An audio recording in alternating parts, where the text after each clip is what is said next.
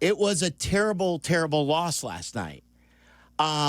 It's also game one of the Ben Johnson era, so I don't want to include him and his coaching staff and the players on a continuation from last year. That said, we've all been through that. We've experienced 11 out of 12 losses. The only win was really a fake win. It was against the Packers at the end of the year. It was against a Packers team that wasn't playing its starters for most of the game, and it probably cost the Bears more than it helped the Bears in the grand scheme of things from a draft pick standpoint, because they would have been drafting earlier in each round if they would have lost that game. This is a team that has not gone to the postseason since 2018. This is a team that's not won a postseason game since the 2010 season.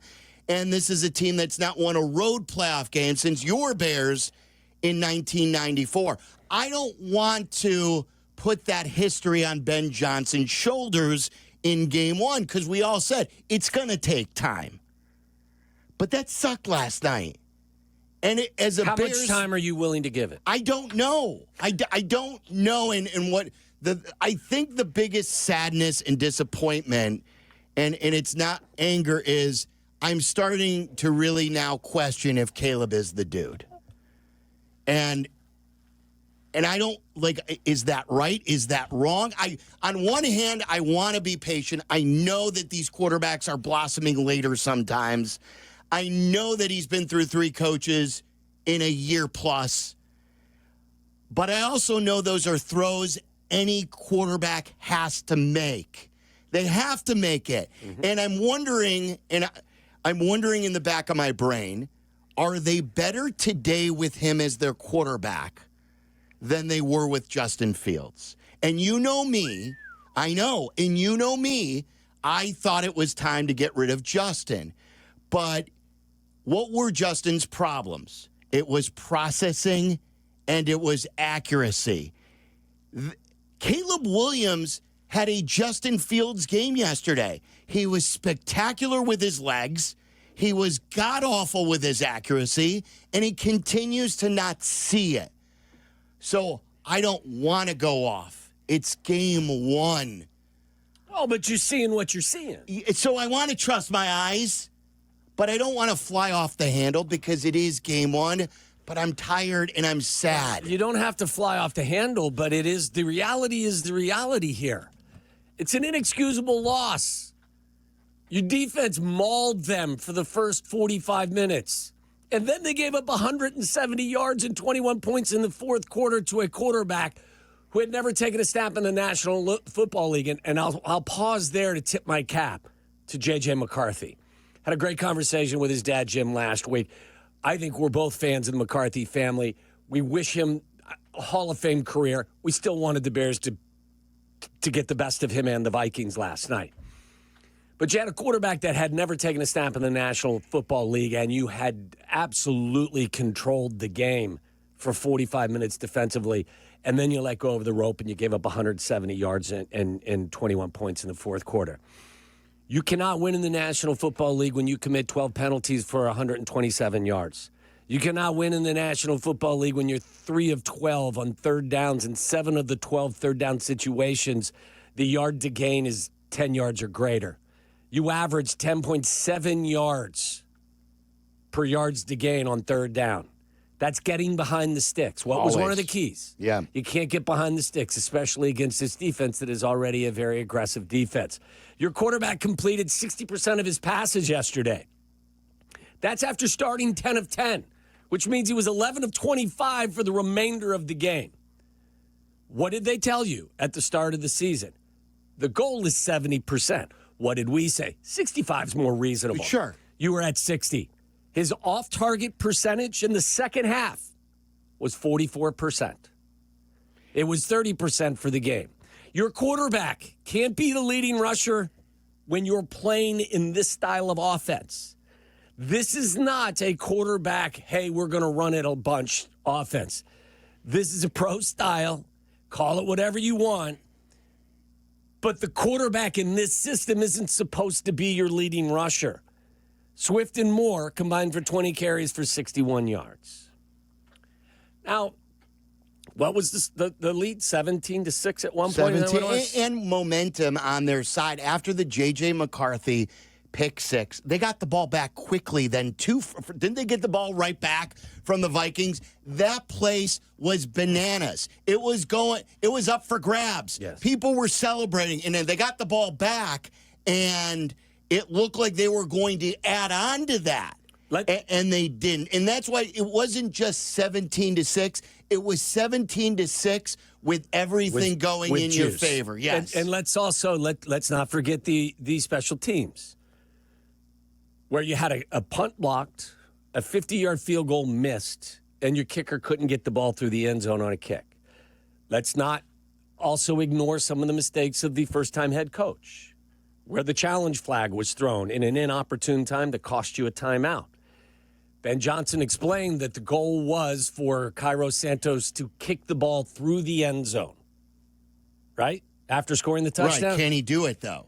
That is something that the coach has to know before you ask the the kicker to do it. We would hold Matt Eberflus's feet to the fire. We would do the same with Matt Nagy. Yeah, exactly. So, listen, you know what kind of fan I am of Ben Johnson, but that doesn't mean I'm going to turn a blind eye to the mistakes that were made on that occasion. So when you add it all together, everything considered, it's an inexcusable loss. So, if you're looking to me for patience, I'm not your guy. I'm just not. And I advertised that from the start of the year. I'm not denying that things should look better in week 6 than they are in week 1. But for some of that to take place in week 1 on national television in your own building, I'm supposed to be patient for that? Against the first-time quarterback. No. I'm not going to. I get it. Yeah, you can't ask me to be patient for that. I guess the patience for me is more on Caleb. And so, to give context to some of the stats that you gave, because I wrote down the same thing. Caleb's off-targets throws that you just gave in the game yesterday was 29.4, basically 30%. Mm-hmm. That is the worst of any quarterback in week 1. Yes. That is the highest percentage of off-target throws of any quarterback in week 1. And then you mentioned the 44% off-target in the second half. I saw this stat, too, on Twitter that was trending. Over the last year in 1 week, Caleb Williams leads NFL quarterbacks with 52 completions due to an overthrow, 17 more than the next highest, and he added 5 more last night. You know, the other thing I would add to this as well is they were down 27-17 at one point with, about 5 minutes to go? I'm not buying the last touchdown. I'm just not. When you're down 10 and there's 5 minutes to go and the defense exhales, those drives don't mean as much to me as they do. But you still got the ball back with a chance. Totally, absolutely. But where were you the stretch between the first drive and that drive? We saw it a lot last year where he would have his best when he's freestyling in the having to get something offense and not playing with structure. But that you can't survive in the National Football League for 60 minutes doing that. This is what they did. Touchdown drive. First drive, touchdown. Then they went punt, turnover on downs, punt, field goal, punt, missed field goal, punt, and then miraculously down 10 with 5 minutes to go. Everybody kind of, let's go. You know what? Let's play loose and careful now, and the defense is going to back off a little bit, and that just doesn't I'm sorry. Again, maybe I'm just being a jerk, but that doesn't resonate with me. I appreciate that they keep fighting, but at the end of the day, I mean, okay. It was very, very similar to a lot what we saw last year. So, and I'm going to say the quiet part out loud, okay, guys? I'm still a Caleb Williams guy. That's not the quiet part out loud. But obviously you hear me confused because I want to believe, I want to think that this is the answer. But if it is true, whether it was from the long expose from Ty Dunn, whether it was what Cap reported last year, whether it was Kirk Herbstreit last year mentioning this, does he work hard enough to get it right? Does he want it enough to get it right? Does he love playing football or does he love being a football player? There's a difference. And if he has these issues and can develop, I'm great with it because that's how I've been. Yes, it will take time. Ben has got to show him a way. I've been the one to say, preach patience. It's going to not look perfect. It's not going to be linear. But if he's not a grinder, and if the stuff you read is true,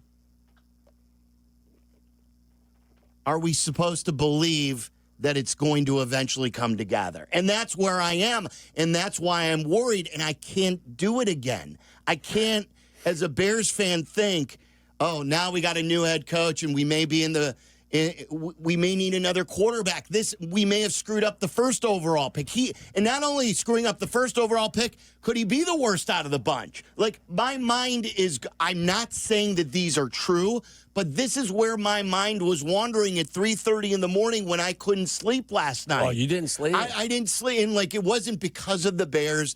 I don't sleep well. But then once I was up, my mind started racing. And it was on, do we not have the right guy? How can he not hit a wide-open Cole Kmet? How can he not hit a wide-open DJ Moore? How can he not see this? We used to make fun of Mitch. We used to make fun of Justin Fields. See this guy? He's wide open. This guy who's supposed to be a once-in-every few years quarterback is doing the same mistakes. And I am confused and I am worried as a Bears fan. And I want to be optimistic. I want to think that Ben will wave his magic wand, and he will. Is he going to work hard enough to get there? You know, you and I are not up at the building to see all of that. So, you know, I for 100%, I don't have 100%. You know what I can do is I can analyze what I see the same way you see it on the field, and then you watch the film. And then you just evaluate what you see. And will he get there? Answer, and then we'll play Ben. I don't know. Like, where are you? Are you letting your mind wander thinking they may have picked the wrong guy? Well, I see the same problems in week 1 of the 2025 season that were part of the issue in the 2024 season. So you know how I feel. I told you that I didn't see any progress. I saw no progress in this game versus I've already seen him do spectacular stuff, the jaw-dropping things where he escapes the rush and throws the ball on the sideline to Roma Dunze. It's beautiful, and it's mesmerizing and it's captivating. But you can't live on that in the National Football League. There are too many talented players and too many talented teams. That can't be the foundation of who you are as a quarterback. And if you can't play on time in the structure of Ben Johnson's offense, it's going to be a long year because Ben is not going to, in my opinion, I don't believe he's going to completely abandon what he knows works to tailor his system to a player that may not fit. I mean, you may have, square peg, round hole environment here with regard to that. And I think that they can find some common ground, but I don't care what offense you're playing in and what you did all week leading up. If you're not hitting wide open wide receivers, that's not a system issue. I don't know that that's an effort issue. That's just an issue.